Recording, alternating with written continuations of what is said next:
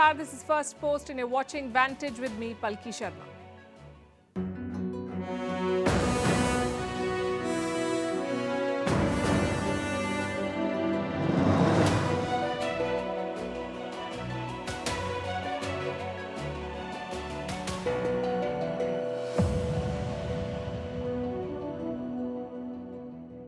A new week begins with a new twist in world politics. 3 setbacks for the US. First, its ally Japan is buying Russian oil, so much for the sanctions. They're just not working. Second, another ally, Macron, is heading to China to shore up business deals. This comes at a time when America is trying to corner China, especially on trade and technology.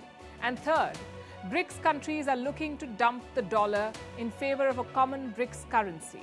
May not happen in a hurry, but shows the general trend against the US dollar. We'll tell you about all these developments. Also, the King of Bhutan is visiting India just days after his Prime Minister legitimized China's claim on Doklam.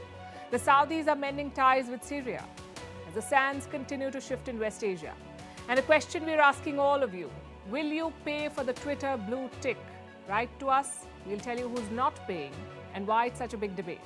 Also, Italy's latest move in the language wars. It's an action-packed Monday. The headlines first.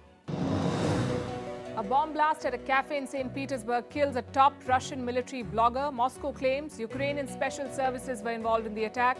A 26-year-old female suspect has been detained.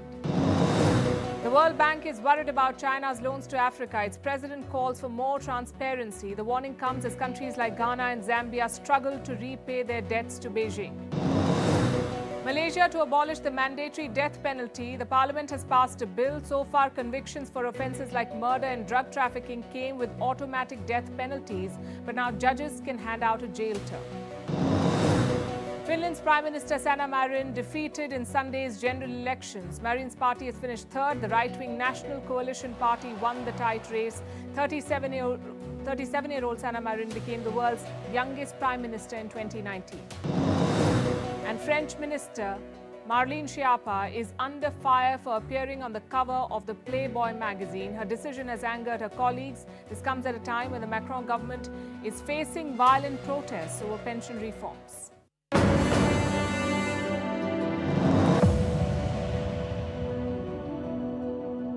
Every once in a while, we ask the question, who is winning the war in Ukraine? And victory is measured in many ways, not just in terms of territory, but also the political goals that each side strikes. Tonight, we want to tell you about Russia's wins. Russia has one more buyer of oil, and that buyer is Japan. And this is a very, very significant turn, a big win for Russia, a big blow to the West, and vindication of sorts for India. Although it doesn't really help India, we'll tell you why in just a bit. But first, let's understand why this is such a big deal. You see, Japan is a close ally of the US. Japan joined the West in sanctioning Russia. And now the same Japan has decided to buy Russian oil. How can they do that? If Japan had sanctioned Russia, how can it buy Russian oil? Because it kept oil and gas out of the sanctions, just like Europe did. Japan stopped short of sanctioning Russian oil and gas, and now it wants to buy cheaper Russian oil. This is a setback to America's plans of containing Russia. And to add insult to injury, Japan is buying Russian oil above the Western price cap. We'll tell you about it. This move demonstrates what the world has always known, that Western sanctions regime is hollow. Quick question. Why does Japan need Russian oil? Because it's cheap and it's available. It ensures Japan's energy security. Japan needs oil, but it does not produce any fossil fuel. 90% of what Japan consumes is imported, so energy imports are crucial for Tokyo, and you cannot depend on just one source. So Japan is turning to Russia for oil. It is pursuing an independent policy. Now here's the interesting part. Japan is part of the G7, the group of 7, the world's 7 largest economies. And this group, the G7, wanted to cap Russian oil prices. They wanted to set a limit to Russian oil prices. The G7, the European Union and Australia were all part of this effort. They wanted to fix Russian oil prices at $60 a barrel so that Russia is not able to sell oil at high prices. The idea was to limit its earnings from oil. $60 a barrel, that was it. But Japan did not join this effort. It sought an exemption, and it got one.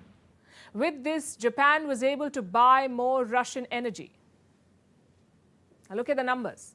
In the first 60 days of this year, Japan bought close to 750,000 barrels of Russian oil.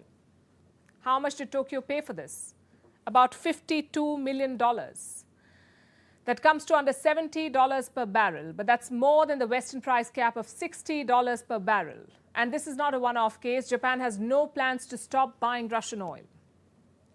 But it has made some changes to its policy vis-a-vis Russia. Earlier, Russia enjoyed a special status. Russia was among the most favored nations for trade.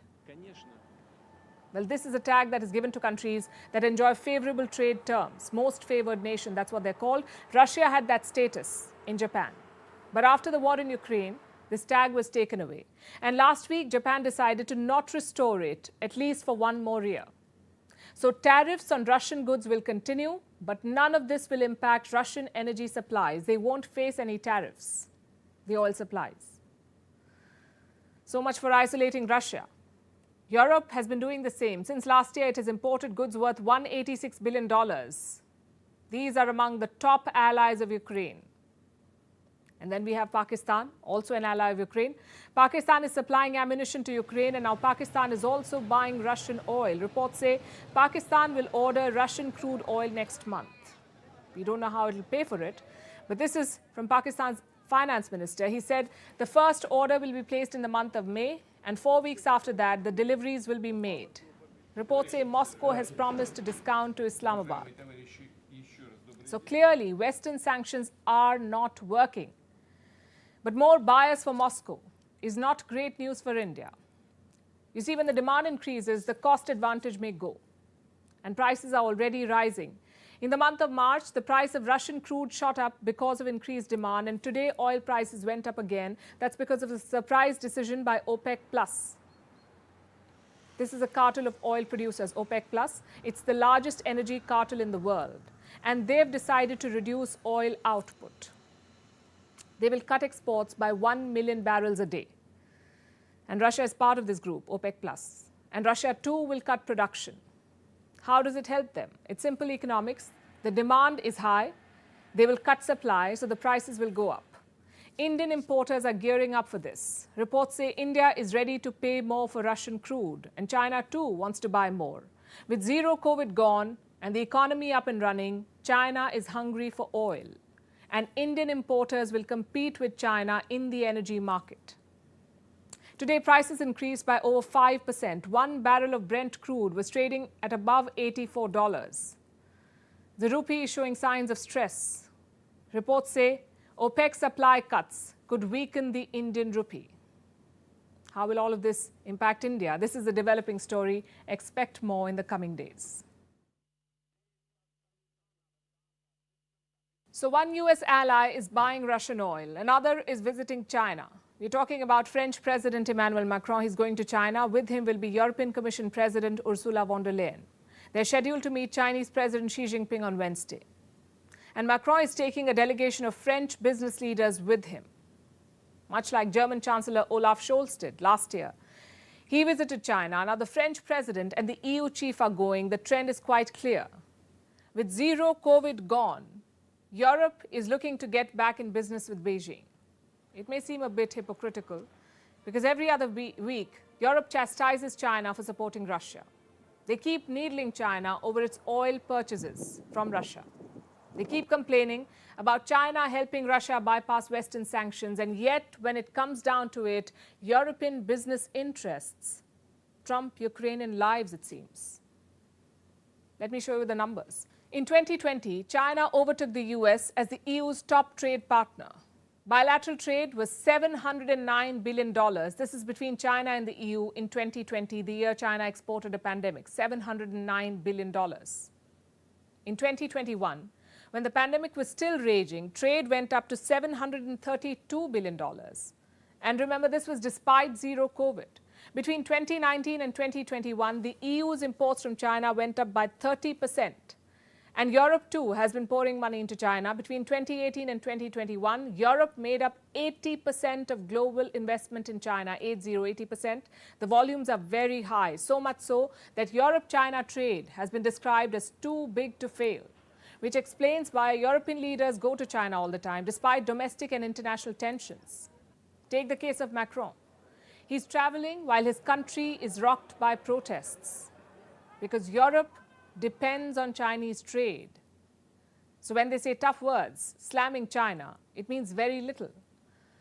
Listen to this. This is what the EU chief said about China last week.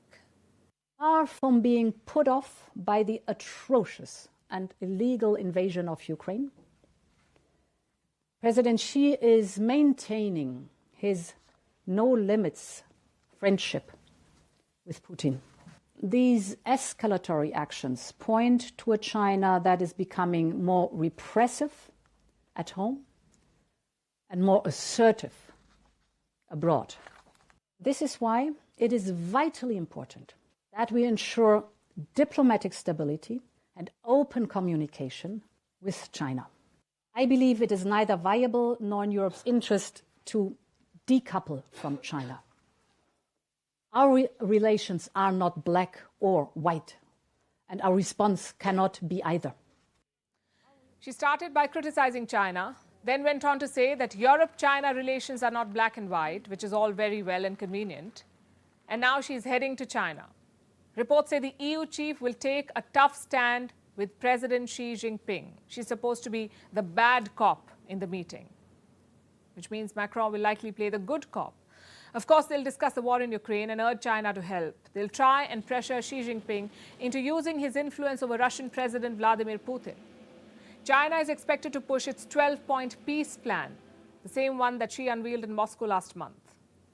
And the Europeans are expected to reject it because China wants a ceasefire with Russia retaining the land it has captured. It's a plan that suits Russia and China, but the West is not on board, and for obvious reasons. So Beijing's much-wanted peace plan is a dud. Yet Macron says China could be a quote-unquote game changer in the war. Which game are they changing, we ask? Does all of Europe's support for Ukraine pale in front of the yuan? Why is Europe willing to risk Washington's ire by doing business with Beijing? Because remember, US-China relations are at historic lows. Washington has ramped up export controls. It is trying to stop Beijing from accessing advanced American computer chips. And the US has been putting a lot of pressure on all its allies to do the same. Why then are these very allies cozying up to Beijing? Like I said, it's about business. The US has made some moves that hurt European interests. Subsidies given out by the Biden administration could hurt Europe. Companies could relocate from Europe to the US due to Biden's actions, and these measures have caused a rift in the united Western Front. Europe is looking to protect its interests, and there's absolutely nothing wrong with that. But if that's really what it's about, the world could do without Europe's holier-than-thou attitude. New Delhi has a visitor, the King of Bhutan, King Jigme Kheser Namgyal Wangchuk. He is in India till Wednesday. The invitation went out from the Rashtrapati Bhavan. The timing of the visit is interesting, to say the least. It comes within days of a statement from Bhutan, a sensational statement from Bhutan's Prime Minister. We told you about it last week. Bhutan's Prime Minister is Lote Tshering. He spoke about the Doklam issue and he said China has an equal say in resolving the dispute. Quick primer.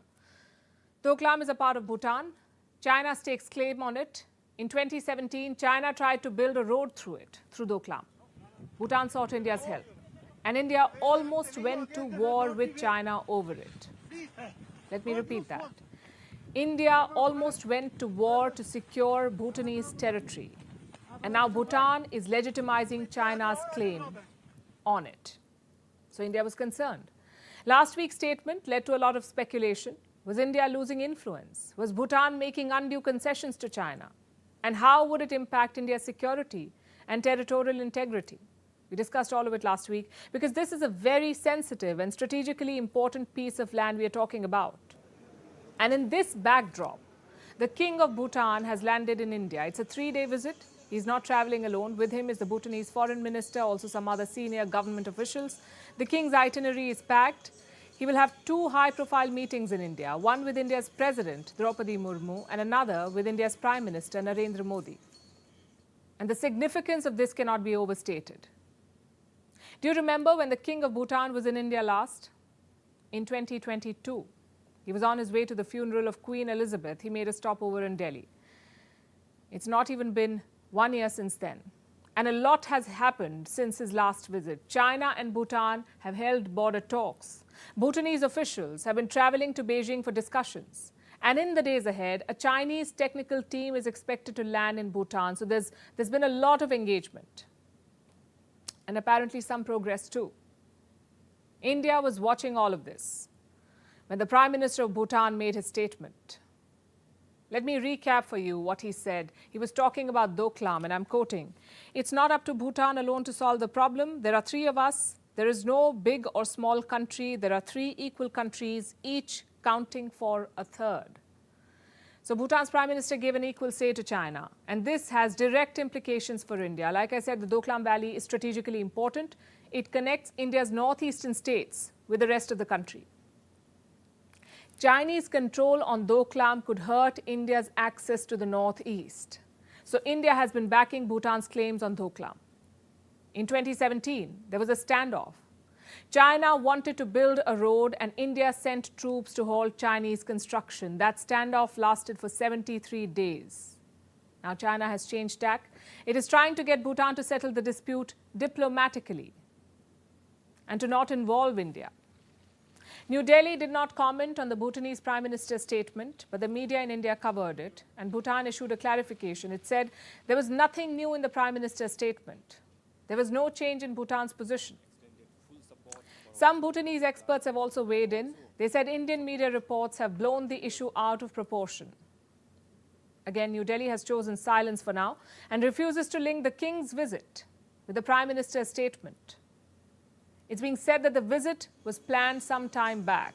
Either way, it will be interesting to see if the border issue comes up in the talks. This will be Bhutan's chance to clear the air at the highest level, exchange notes with their Indian counterparts and settle concerns.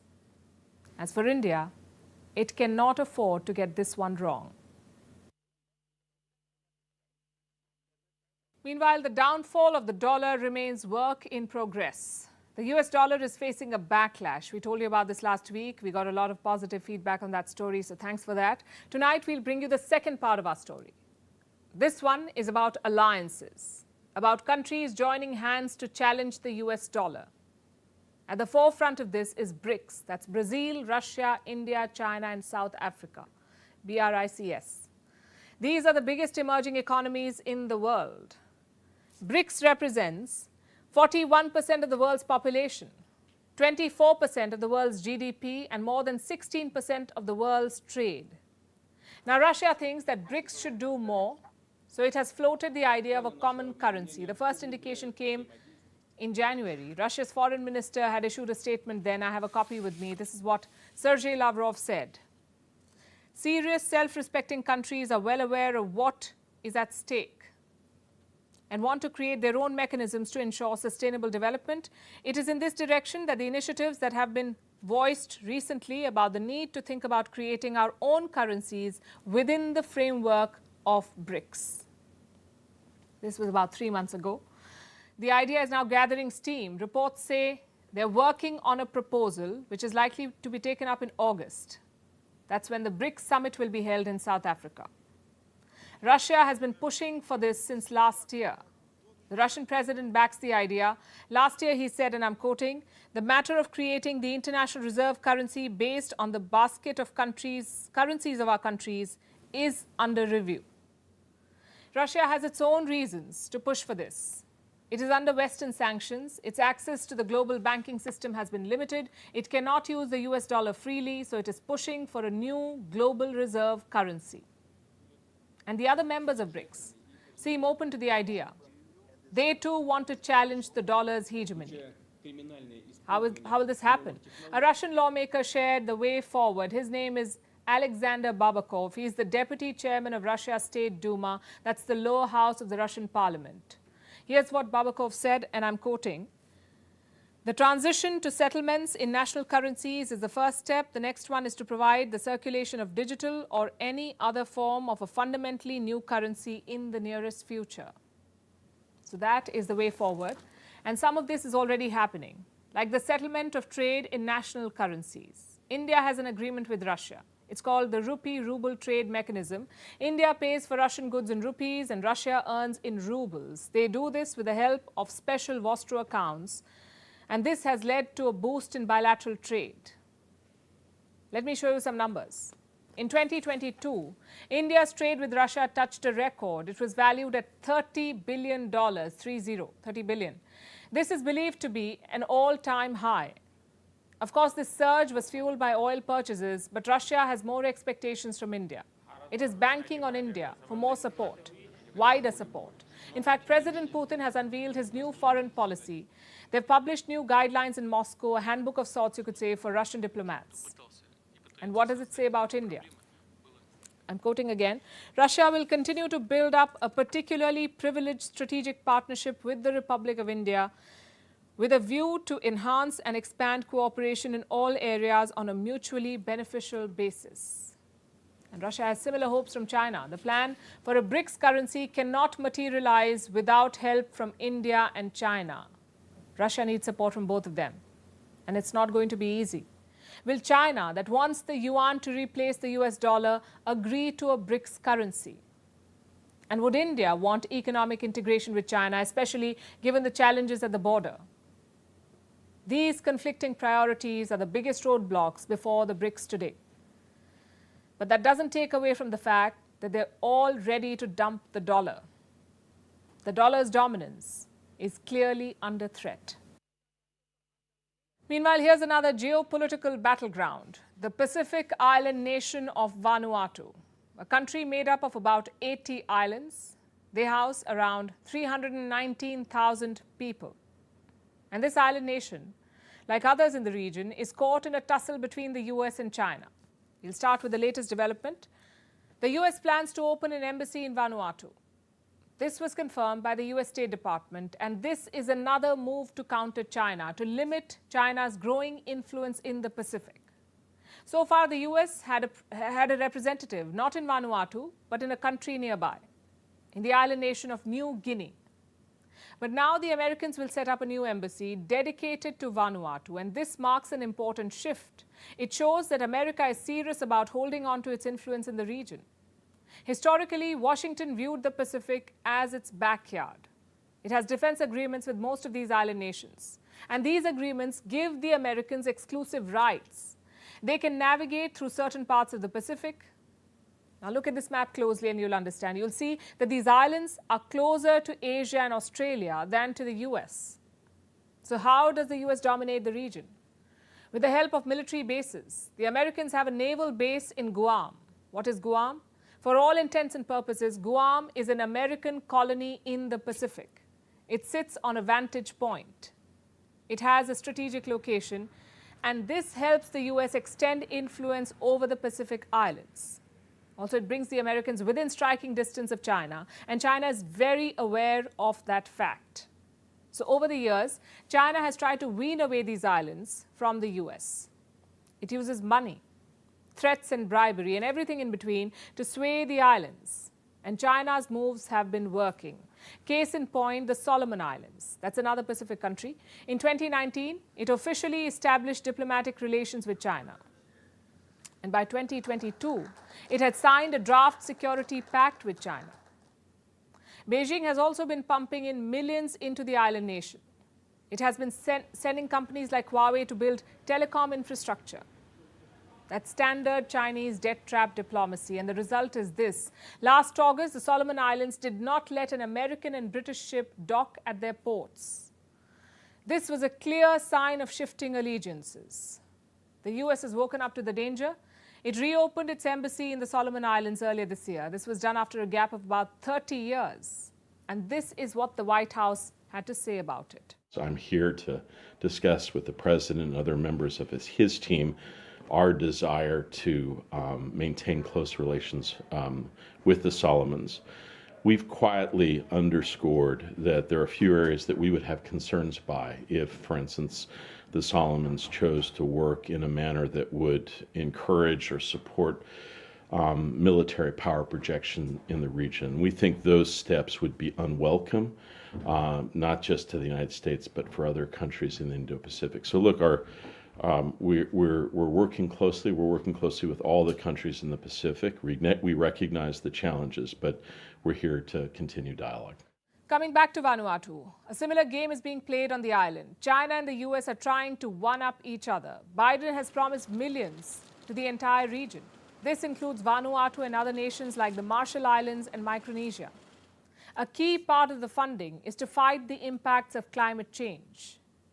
Because Vanuatu, like most Pacific Island nations, is extremely vulnerable to climate change.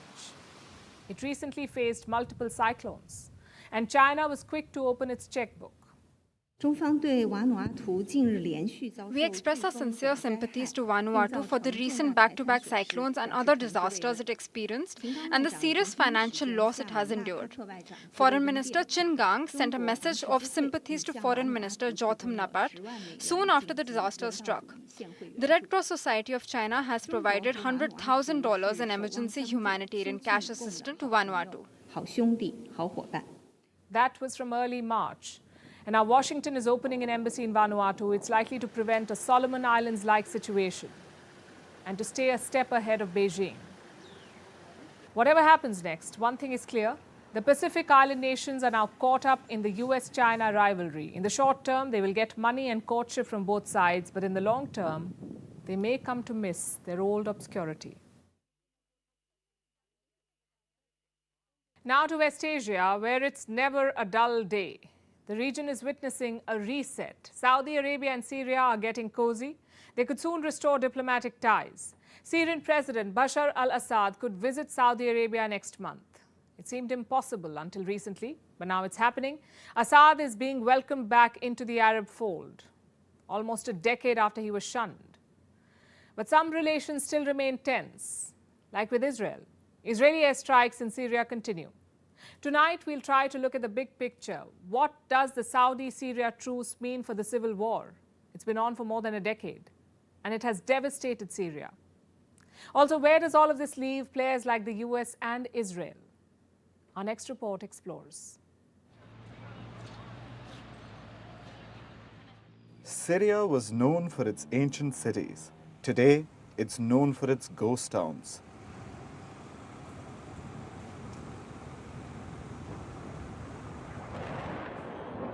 Close to 500,000 Syrians have been killed. More than 90% of the population lives in poverty, and more than half of Syria's pre-war population has been displaced. And this wasn't just a war that tore Syria apart. It also burnt bridges between Syria and the rest of the world, most importantly, the Arab world. Saudi Arabia shunned Syria in 2011, as did several other Arab nations. At the center of it all was this man, Bashar al-Assad.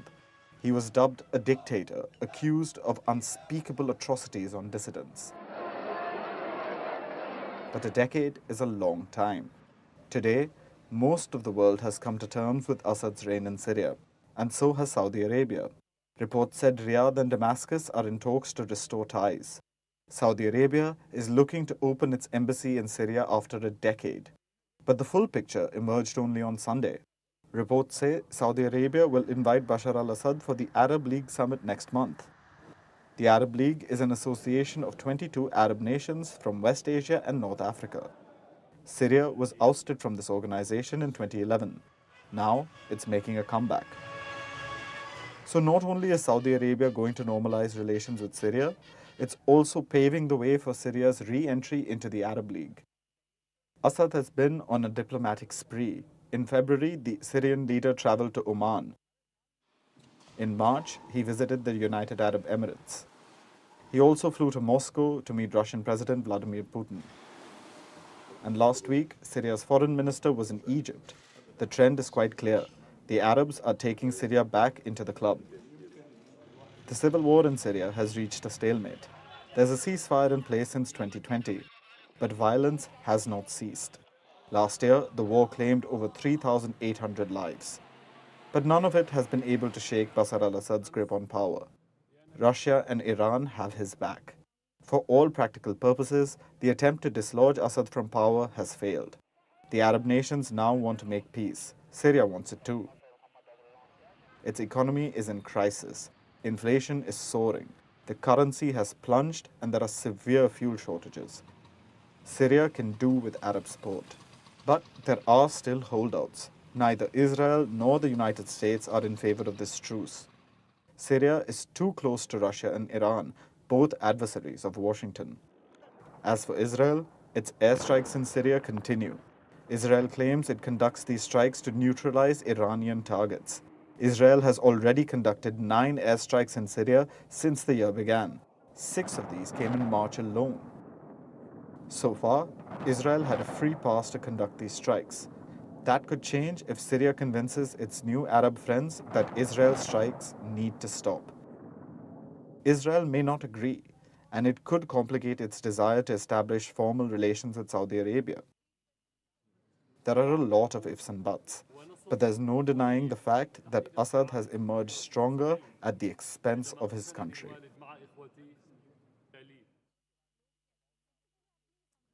Now let's talk about social media's child of chaos, Twitter. Its verification mark, the blue tick, is loved and loathed by many. It's also highly coveted. But recently, Twitter updated its policy. So you won't get a legacy badge anymore. If you want a blue tick, you must pay for it.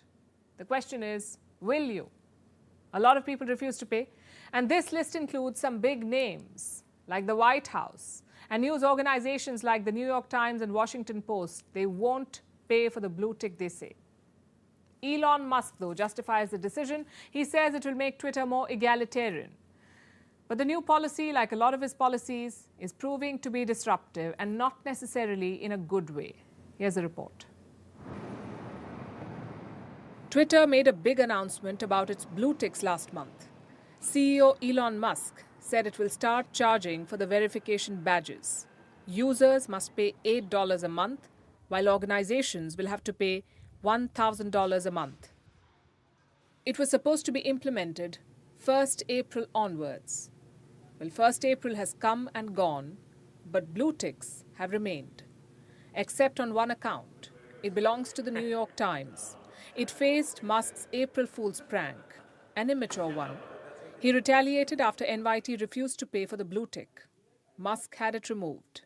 Now others say they won't pay either, the likes of the Washington Post and Politico. The White House also refuses to pay for their staff's blue ticks.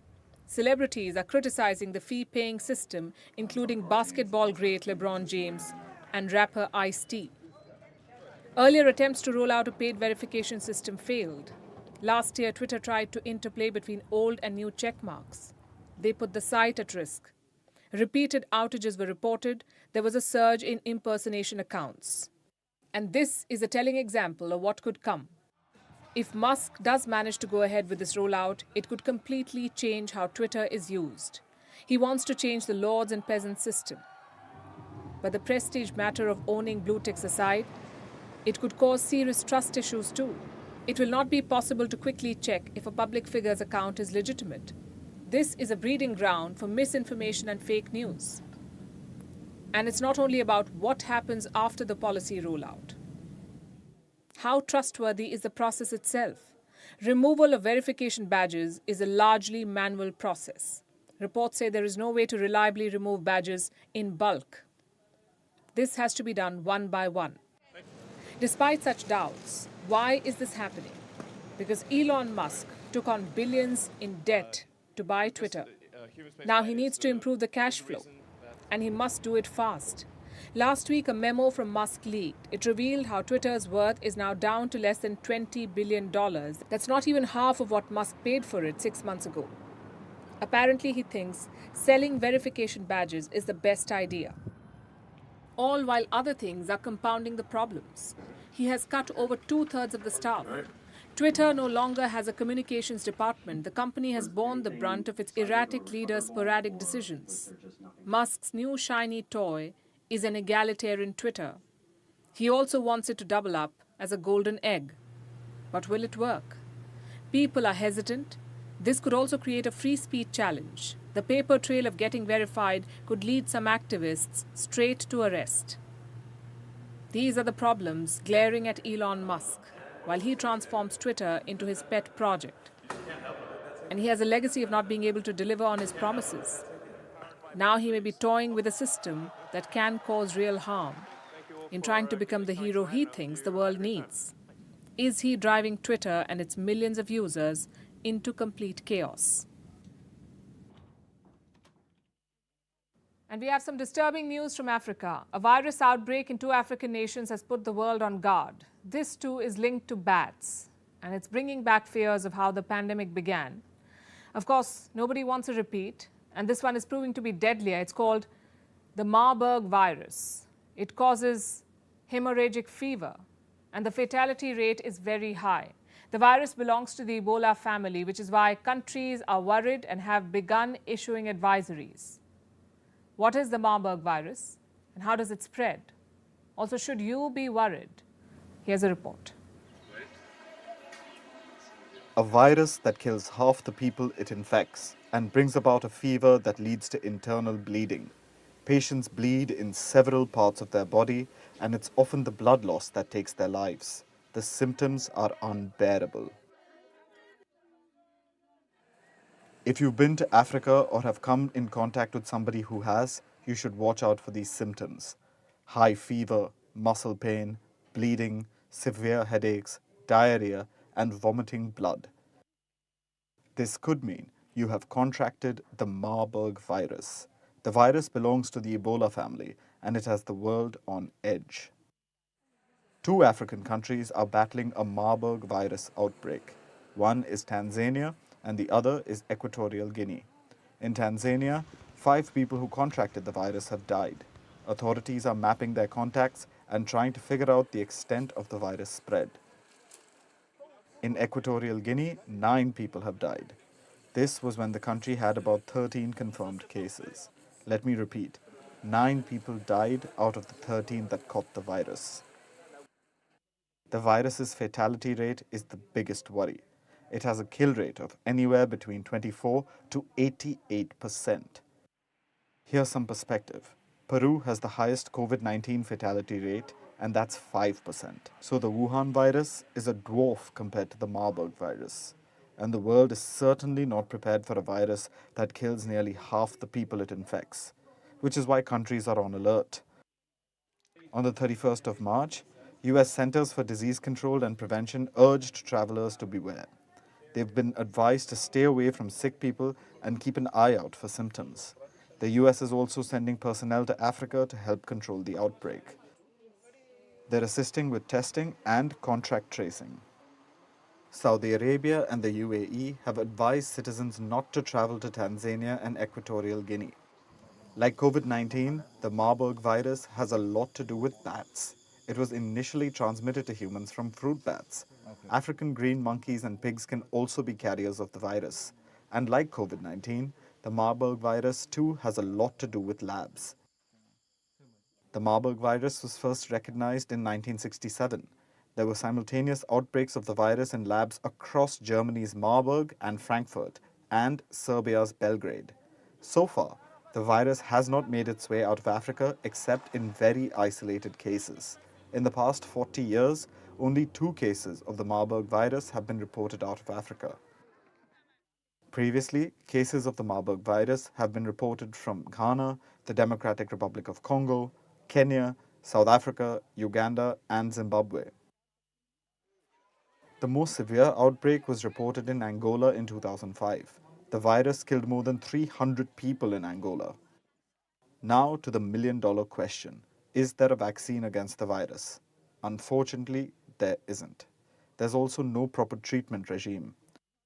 But the treatment of specific symptoms like fever or internal bleeding can be helpful. Experts also recommend staying hydrated. The key is to identify the symptoms and seek medical intervention as soon as possible. For our last story today, let's start with a vastly loved dish, the bruschetta. You know, toasted bread served with tomatoes and other vegetables. Many of us call it bruschetta. It's a common mistake. Soon it would be a punishable offense because Italy has come up with a new law and it is taking linguistic purity to a whole new level. So here's what the law says. You cannot use foreign language words in official documentation, not even English words. And those who don't follow this will face penalties. We're talking about fines up to $109,000.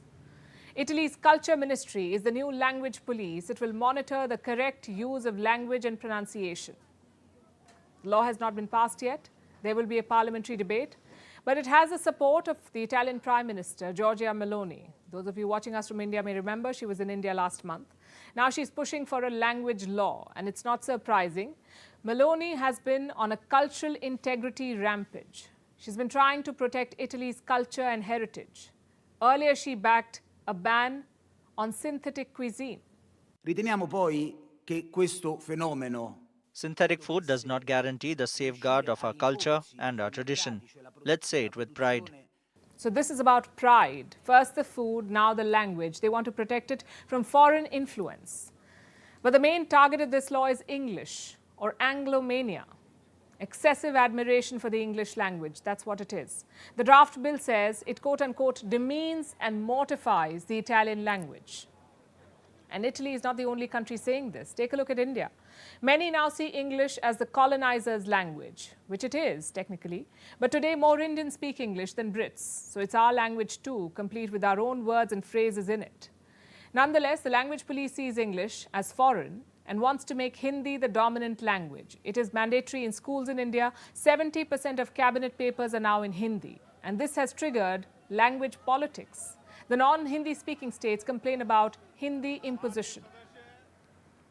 Another recent example of this language battle is Russia. Officials are banned from using most foreign words. President Vladimir Putin says he wants to protect Russia from what he calls a degenerate West. And so does France. They're officially obsessed with a centuries-long battle against English. And they're not playing games. Recently, they overhauled the use of English video game jargon. So no matter the country, one thing is clear, language is political. And its wars are being fought all over the world. There are political, cultural, and economic stakes. But why is the English language at the center of all of this? Because so far it's winning. It is the world's most widely spoken language, with about 1.5 billion speakers. Though only 400 million people are native English speakers, 60% of the world's internet content is in English. And as for Europe, that is so keen on reducing English language usage, 100% of its students study English at some point. And why is the world obsessed with the English language? Why do so many people speak it? Because it pays, literally. In West Asia, employees with higher proficiency in English earn high salaries. This goes anywhere from 5% in Tunisia to 200% in Iraq, as compared to the non-English speaking staff. In Argentina, 90% believe that English is an indispensable skill. In Asia and Europe, there is an unsaid rule of publishing in English. The top 10 journals in the world publish in English, and surveys say higher income is correlated with English proficiency. The fact is, global language is based on economic efficiency.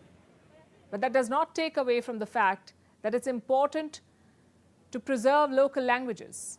They should be protected. It is crucial to safeguard cultural heritage. It also protects the beauty of words. They're so often diluted or lost in translation. And protection of native language is part of the resistance to great powers.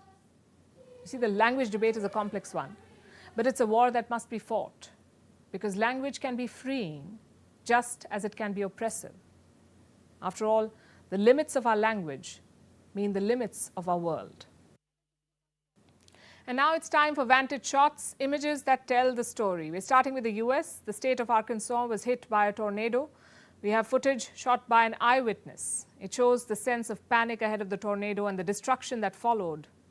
Scientists have filmed a fish swimming 8 kilometers deep in the ocean. This is a type of snail fish. It was filmed in the south of Japan. Experts say this is the maximum depth any fish can survive. Meanwhile, thousands of Muslim worshippers visited the Grand Mosque complex in the city of Mecca. And finally, what happened today in history? The 33rd US President, Harry S. Truman, signed the Marshall Plan. The year was 1948. The Second World War had ended. It left Europe in a state of turmoil. Cities were shattered. Economies were devastated. In order to tackle the situation, the Economic Recovery Act was signed in the U.S. It was named Marshall Plan after then U.S. Secretary of State George Marshall, who had proposed it. The U.S. Congress allotted more than $13 billion to help Europe recover. We're leaving you with this. Thanks for watching. We'll see you tomorrow.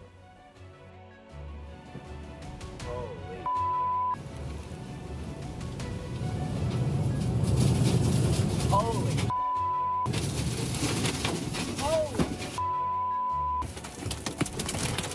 Holy.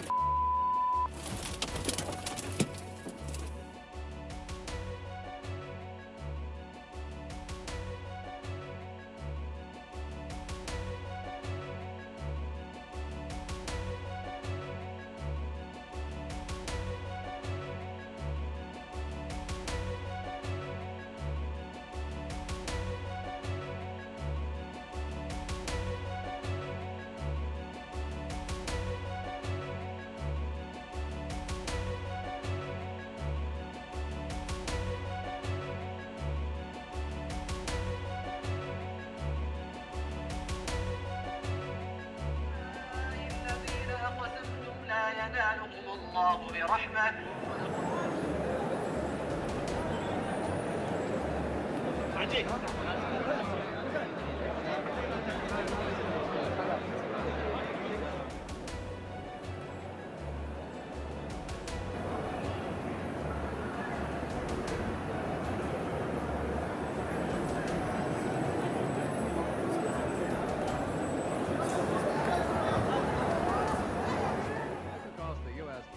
The President signs the Foreign Assistance Act, the outcome of the much-debated Marshall Plan. Pens used in signing the document are distributed by the President to mark a turning point of international history. Over here, a conference of socialists from several European countries meets at Croydon for its first session. Prominent on the agenda are discussions on the Marshall Plan and its effects upon the future of Europe, appointments...